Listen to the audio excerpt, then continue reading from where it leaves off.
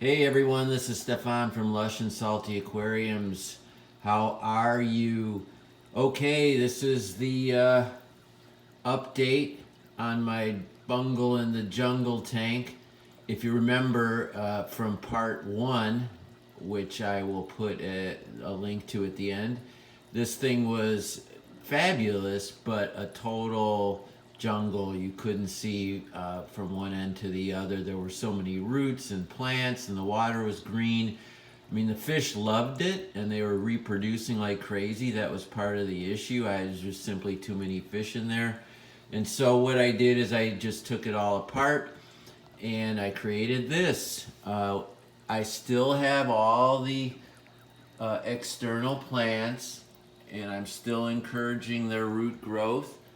I love using these little chopsticks to kind of support the plant, otherwise they get top heavy until their roots can grow down and even into the substrate, which brings me to a major difference. Instead of a bare bottom, I now have sort of a classic fluval substrate with a black sand cap, and I put in some dragonstone, and I added some cuttings from my other plants. You see cryptocairn here, and then what I call Japanese clover here, and some Anubias petite lodged into the crevices on the dragonstone, which it is great for.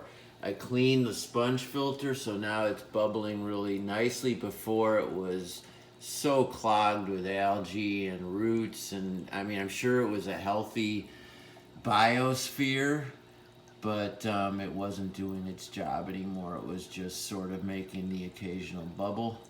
Now the water's crystal clear. I've got my fraternity of male guppies to stop any reproducing. I put in some endlers from another tank, which I'll get to later. And then of course I have the white platinum beta, who was happy before and continues to be happy now. What else can I tell you about this tank? It gets a lot of natural light, never direct sunlight, except maybe a little bit at sunset, depending on the season. But a lot of this ambient light, and it's about 5 gallons, and I generally use it to house cuttings and trimmings from all my other tanks, but now it's got more discipline to it. It'll soon grow out of its discipline, and I'm gonna let it, but it'll never quite be as gnarly as it was before.